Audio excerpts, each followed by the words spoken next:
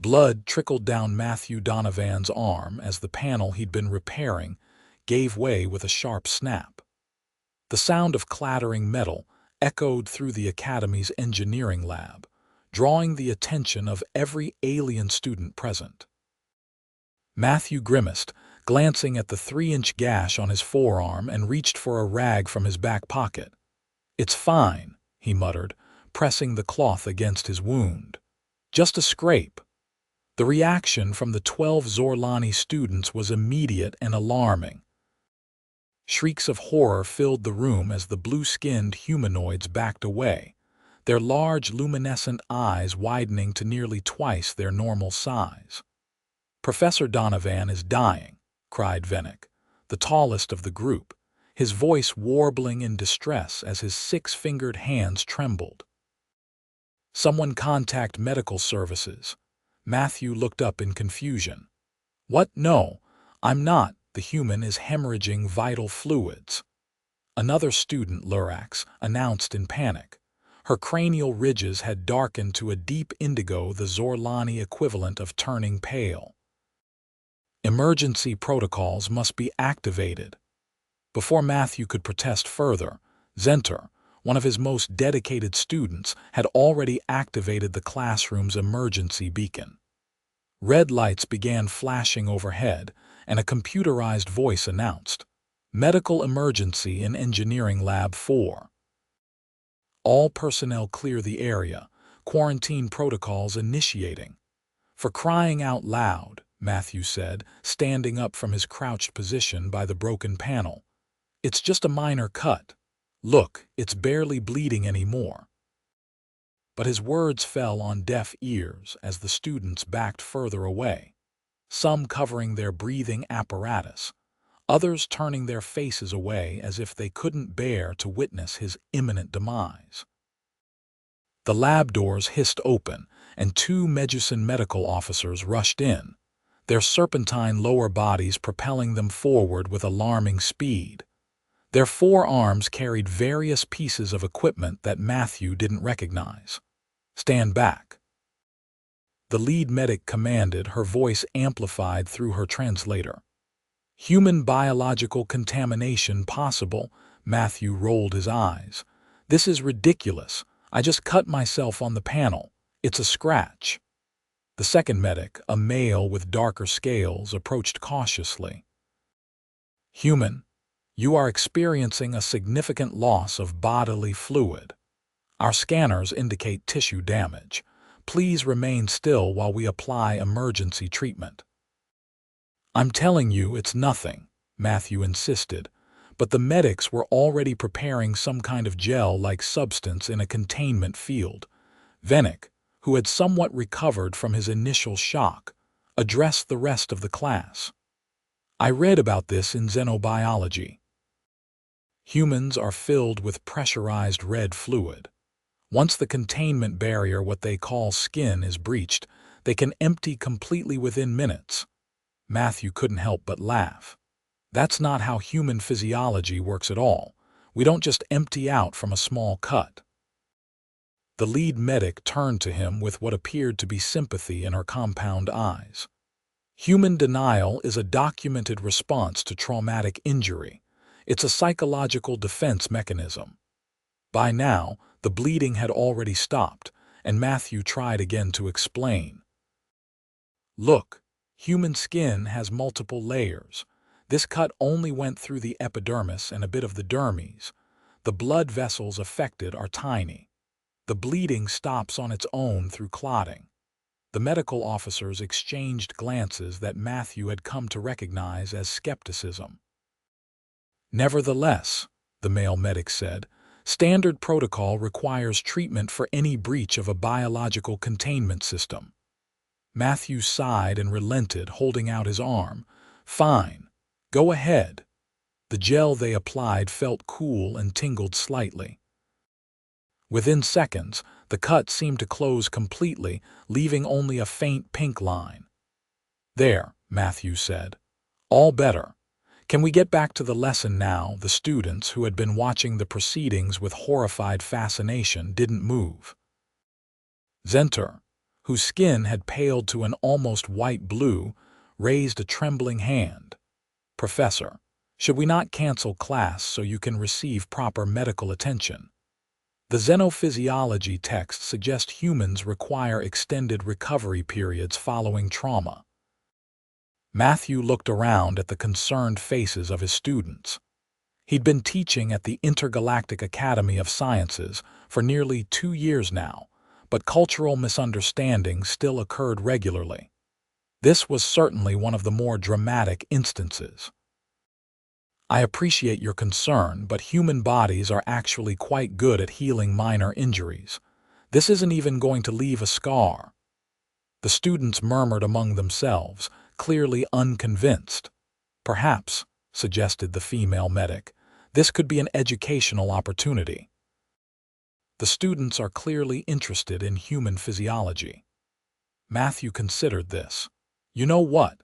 You're right. Let's take a detour from our engineering curriculum today. Everyone, gather around at a distance you're comfortable with, and I'll explain how human wound healing works." Cautiously, the students formed a semicircle about 10 feet away from Matthew. Their expressions ranged from morbid fascination to lingering concern.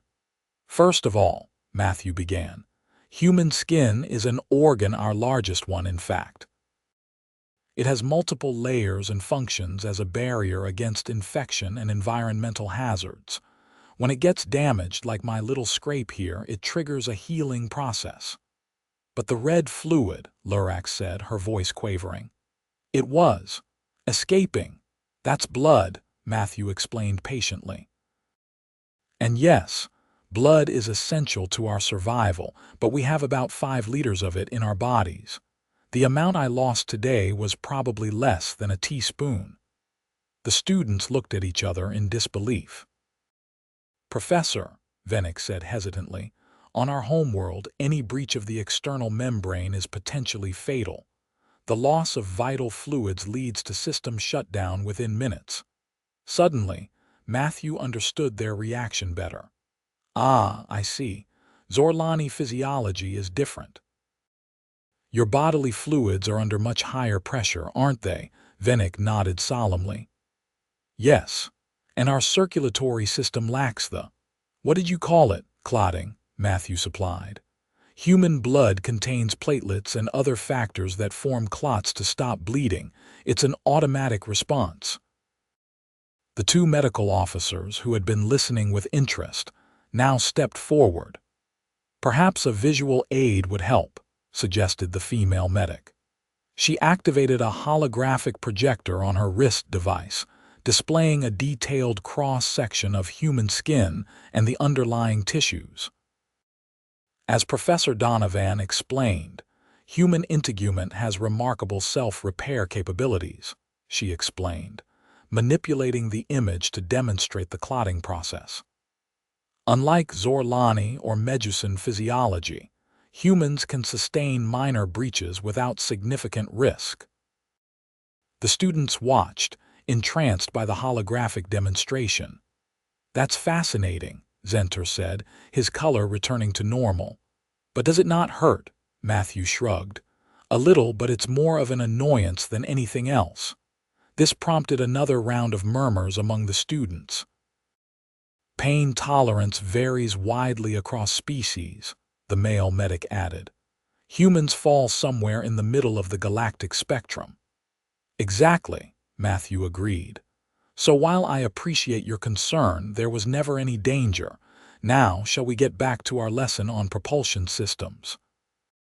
The students reluctantly returned to their workstations, though Matthew noticed they kept glancing at his arm throughout the remainder of the class. After the students had filed out at the end of the session, the female medic approached Matthew again. "Professor, if I may, while your injury was indeed minor by human standards, the student's reaction was not entirely unwarranted. The Xorlani evolved on a high-pressure world with a very different biochemistry. For them, what you experienced would have been fatal." Matthew nodded. "I understand that now.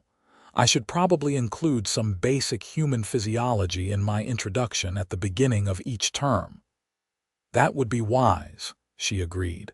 Cultural exchange is never without its challenges. As Matthew gathered his teaching materials, he couldn't help but smile at the day's events. He'd come to the academy to teach engineering, but he was learning just as much as his students. The following morning, Matthew arrived at his classroom to find it unusually quiet. The students were already seated, but instead of the typical pre-class chatter, they sat in solemn silence, watching him intently as he entered. "Good morning, everyone," he said cheerfully, setting his materials on the desk. "Today, we'll be continuing with our discussion on variable geometry thrust nozzles." No one responded. Matthew looked around at their serious faces. "Is everything all right?" he asked. Zenter stood up, acting as the apparent spokesperson for the group. "Professor Donovan, we have been researching human physiology overnight." "Oh," Matthew raised an eyebrow. "Yes," Zenter continued, "and we have discovered something disturbing about your species." Matthew braced himself, wondering what horrifying misconception they had stumbled upon now. "According to our research," Zenter said gravely, "humans regularly suffer injuries similar to yours and continue functioning as if nothing has happened. Is this correct?" "Well, yes," Matthew confirmed. "Minor injuries are just part of life for us." The students exchanged glances that Matthew now recognized as their expression of collective concern. "Professor," Lurax spoke up, "we wish to understand this phenomenon better. Our research suggests humans have evolved in an environment of constant physical trauma." Matthew couldn't help but laugh. "That's one way of putting it, I suppose. Earth has its hazards, but it's not quite the death trap you're imagining. Yet humans engage in recreational activities that cause intentional damage," Vennick added. "Sports that result in scrapes and bruises and even broken structural supports." "You mean broken bones," Matthew clarified. "Yes, that happens sometimes in contact sports, but our bones heal too." The students seemed both horrified and fascinated by this confirmation. "In light of this information," Zenter continued formally, "we have prepared a presentation on Xorlani physiology so that you might better understand our reaction yesterday." Matthew was touched by their effort. "That's very thoughtful. I'd be happy to learn more." Zenter activated the room's holographic system, displaying a detailed anatomical model of a Xorlani.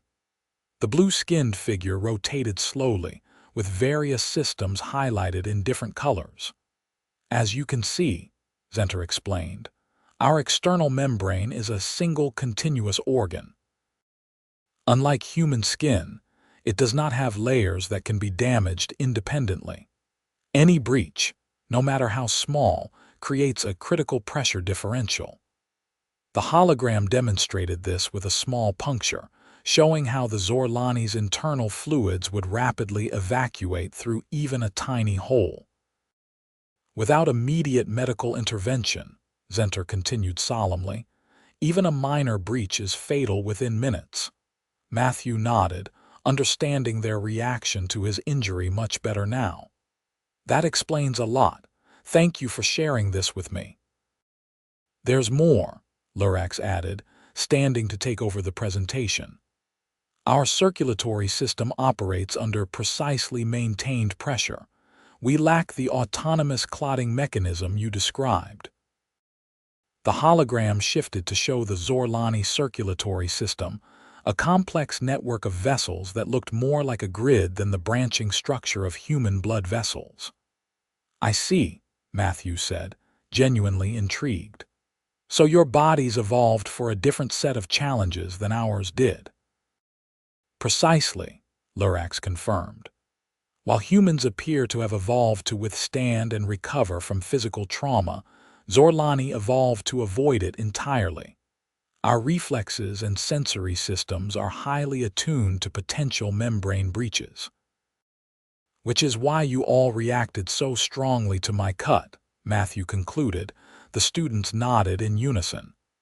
We hope this helps explain our behavior, Zenter said. We did not mean to disrupt your lesson.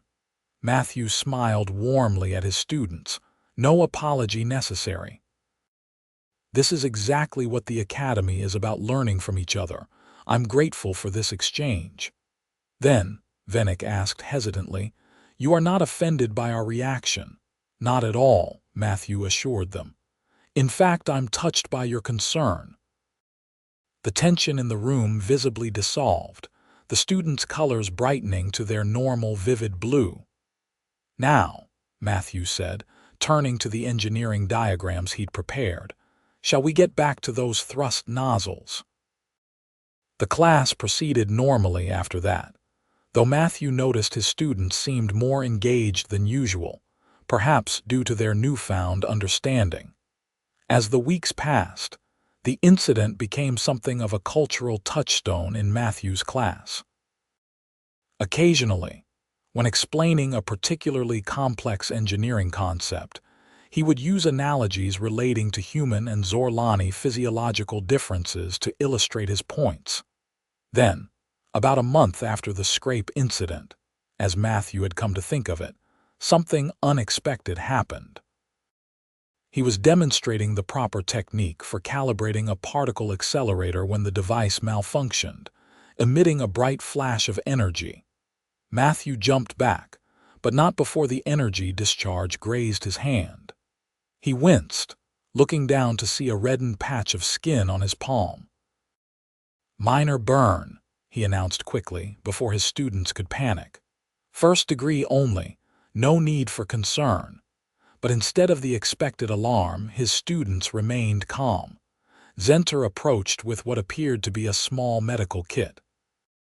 Professor, we have prepared for such eventualities, the student said, opening the kit to reveal human-appropriate medical supplies.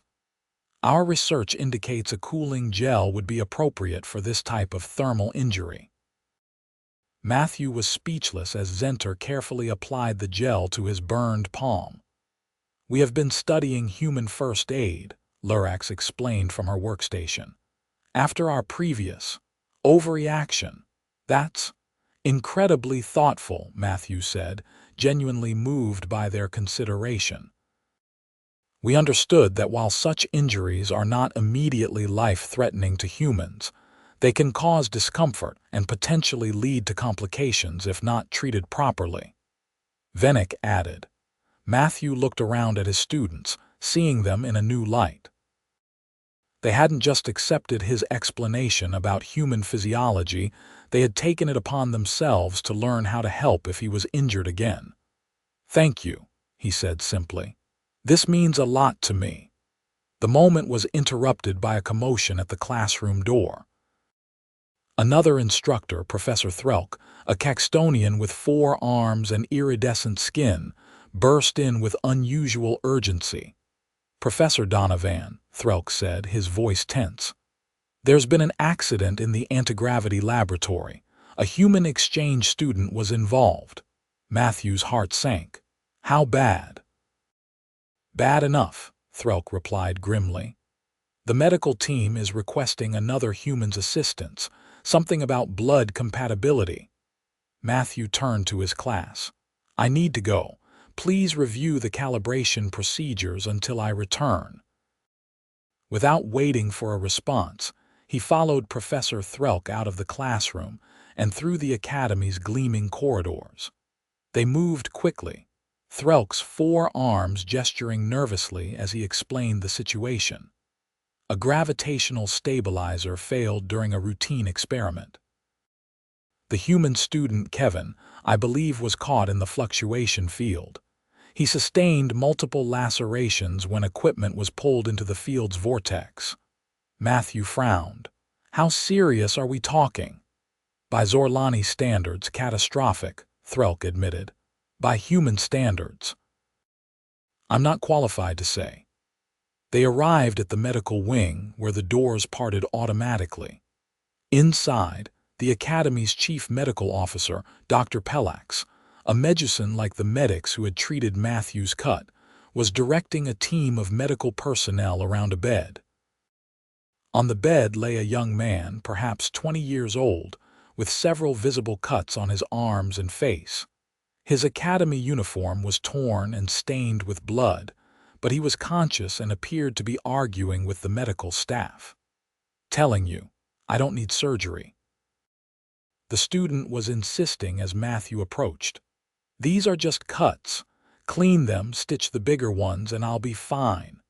Dr. Pelax noticed Matthew and beckoned him over with one of her 4 arms. "Professor Donovan, thank you for coming. We have a situation." "I can see that," Matthew replied, looking at the injured student.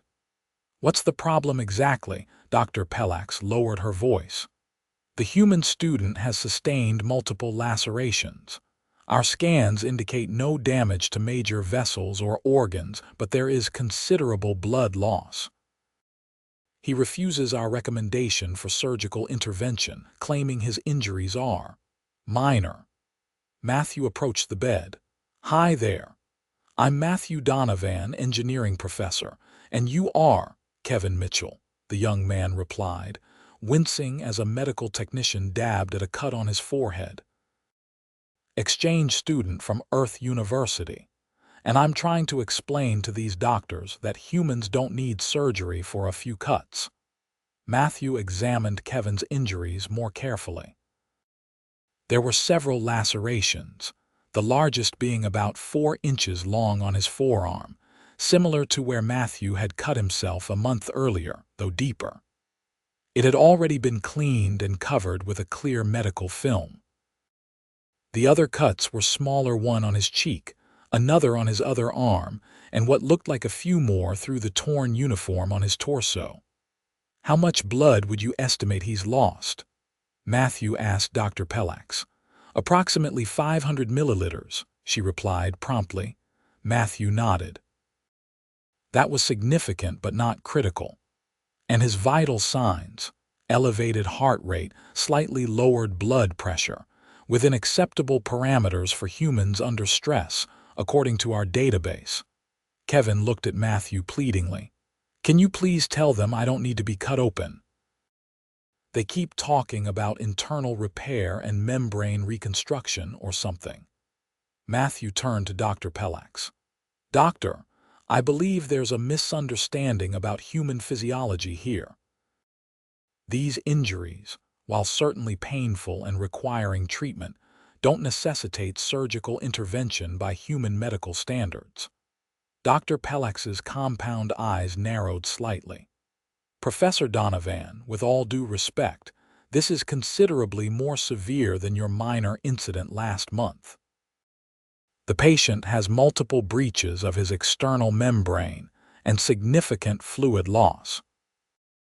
"Yes," Matthew agreed patiently, "but human medicine would typically treat these with cleaning, possibly some stitches or adhesive strips for the larger cuts, antibiotics to prevent infection, and fluid replacement if necessary. Invasive surgery would be considered excessive." There was a moment of tense silence as Dr. Pelax considered this information. "Perhaps," she finally said, "there is merit in considering species-appropriate treatment protocols. I will consult the human medical database again." While Dr. Pelax conferred with her staff, Matthew turned back to Kevin. "Hang in there. They're just concerned because their physiology is very different from ours. A cut like that would be fatal to a Xorlani." Kevin sighed in relief. "Thanks, man. I was starting to think I was going crazy. They were acting like I was on death's door." "I had a similar experience recently," Matthew told him. "Cultural misunderstandings about biology can be pretty dramatic." Dr. Pelax returned, her demeanor more composed. "I have reviewed the human medical protocols. It seems Professor Donovan is correct. Our proposed treatment was excessive by human standards." She turned to the medical team. "Prepare dermal adhesive for the larger lacerations." Administer a broad-spectrum antibiotic compatible with human physiology, and prepare a fluid replacement solution as a precaution. Kevin gave Matthew a grateful look. However, Dr. Pelax continued, addressing Kevin directly, you have lost a significant amount of blood. While not critical, it would be prudent to replace these fluids. Would you consent to this treatment? Kevin nodded. Yeah, that makes sense. Roman 4 fluids, right? Essentially, yes, Dr. Pelax confirmed. And you will need to remain under observation for at least 6 of your Earth hours. That's reasonable, Kevin agreed, visibly relaxing. As the medical team began their revised treatment plan, Matthew stayed nearby, partly to ensure there were no further misunderstandings and partly out of solidarity with his fellow human. So, he said conversationally to Kevin, what were you working on when the accident happened? Kevin grimaced as a medic applied adhesive to the cut on his arm. Variable gravity environment for xenobotany. We were testing how Earth plants respond to Xorlani gravity cycles. Then the stabilizer just gave out. Those Mark Roman 4 stabilizers can be temperamental, Matthew commented. Was it properly calibrated for the oscillation frequency?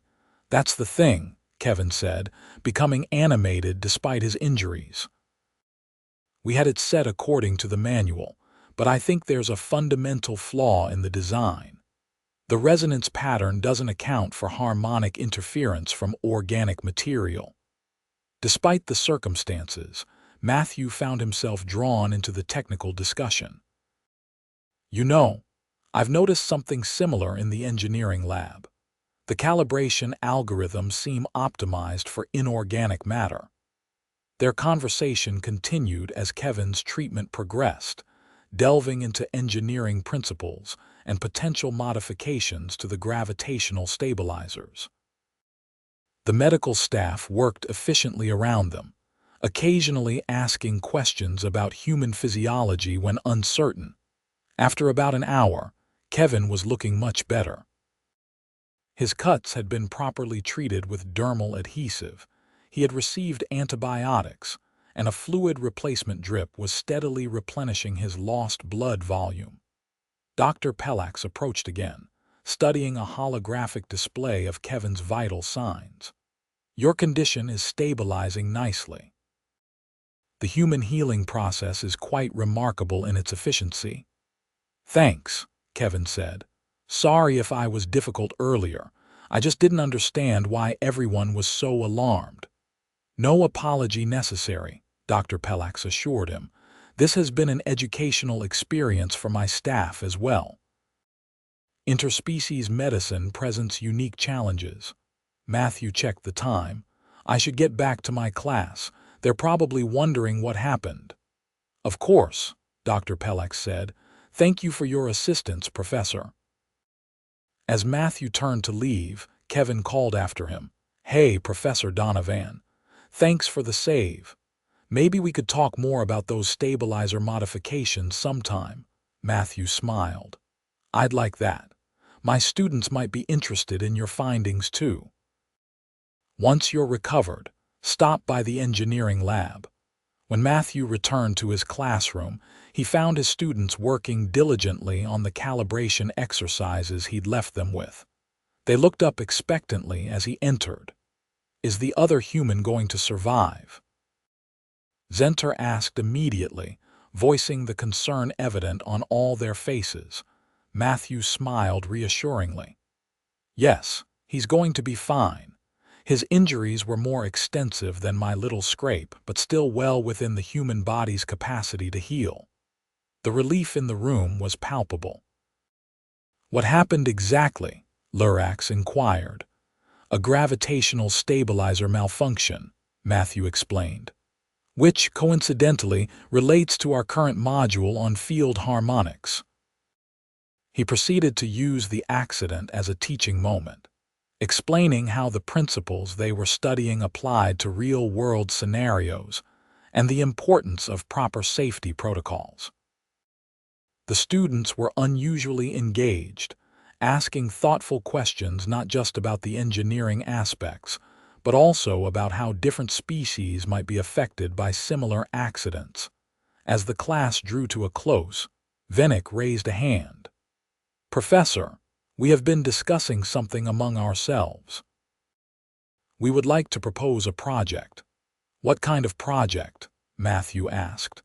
"An interdisciplinary study," Venick explained. "Engineering combined with xenobiology. We want to design safety systems that can adapt to the physiological requirements of different species."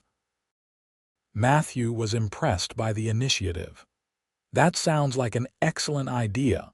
What prompted this?" The students exchanged glances before Zenter spoke up. "Your injury, and now this accident with the other human, have made us realize that many of the Academy's systems are designed with certain physiological assumptions. These may not be appropriate for all species. For instance," Lurax added, "the emergency response when you were injured was based on Xorlani medical needs. It was excessive for a human but would be crucial for one of us." Matthew nodded thoughtfully. "You're absolutely right. That's a significant gap in current designs." "We have already spoken with Professor Threlk in the Xenobiology department," Zenter continued. "He is willing to collaborate if you would supervise the engineering aspects." "I'd be honored," Matthew said sincerely. This is exactly the kind of cross-disciplinary thinking the Academy was established to foster. As the students filed out, excitedly discussing their new project, Matthew reflected on how a simple misunderstanding about a cut had evolved into something much more significant. What had started as a cultural confusion was now inspiring innovation that could benefit multiple species. Over the next few weeks, the project took shape. Matthew's students worked with xenobiology students to catalog the different physiological needs and vulnerabilities of the major species represented at the Academy. Together, they designed adaptive safety systems that could recognize species-specific emergencies and respond appropriately. Kevin Mitchell, once recovered from his injuries, joined the project team, bringing his experience with the gravitational stabilizer failure. His insights proved valuable in redesigning the equipment to prevent similar accidents. 2 months after the scrape incident, the Academy's Board of Directors requested a formal presentation of the project. The Grand Lecture Hall was filled with faculty, students, and even representatives from various galactic safety regulatory bodies. Matthew stood to the side as his students, along with Kevin and the xenobiology team, presented their findings and prototypes. Pride swelled in his chest as he watched them confidently explain complex concepts to the distinguished audience. "The key innovation," Zenter was explaining, pointing to a holographic display, "is this adaptive sensor array. It identifies the species of the individual experiencing the emergency and tailors the response accordingly." Lurax stepped forward.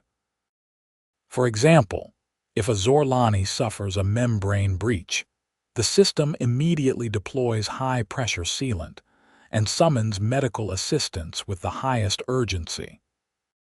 "But," Kevin added, taking over smoothly, "if a human experiences a similar injury, the system assesses the severity before determining the appropriate response level. Minor cuts receive basic first aid support, while more serious injuries trigger a different protocol." The audience was clearly impressed, asking insightful questions that the students handled with expertise. When the presentation concluded, the applause was enthusiastic.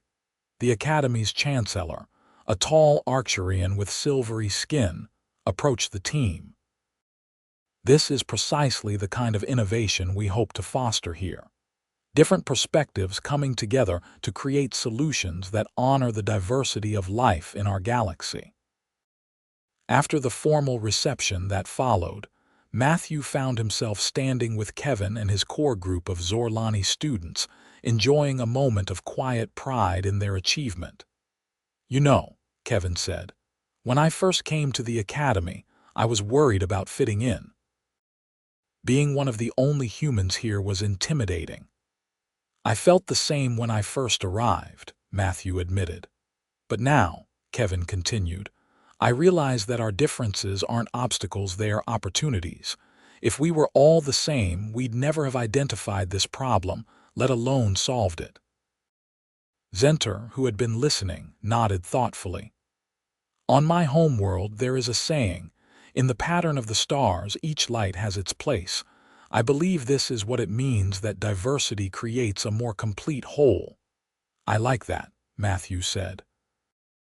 "And to think, all of this started because of a little scrape, which we still maintain was a significant injury," Lurak said with what Matthew now recognized as the Xorlani equivalent of a teasing smile. They all laughed, the sound of different species finding humor in the same moment, perhaps the most profound form of cross-cultural understanding. As the academic year progressed, their project continued to evolve.